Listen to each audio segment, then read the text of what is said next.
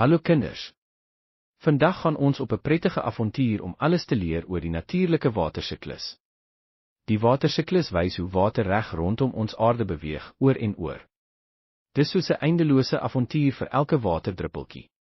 Alles begin wanneer die son die water in die groot oseane en see warm maak. Dit laat die water verander in 'n onsigbare mis genaamd waterdamp, wat opstyg in die lug.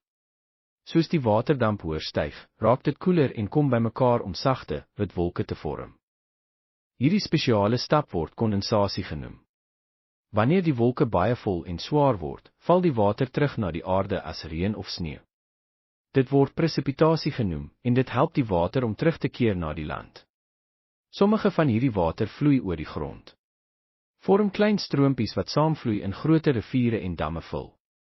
Ons noem hierdie reis oppervlakafloop. Die res van die water dring in die grond in, al dieper en word grondwater wat in geheime ruimtes onder die grond wegkruip. Al die water stroom weer terug na die see. En dan begin hierdie wonderlike siklus weer van voor af. Hierdie ongelooflike natuurlike watersiklus is baie belangrik. Dit hou ons planeet gesond, deur vars water aan te vul en alles in balans te hou.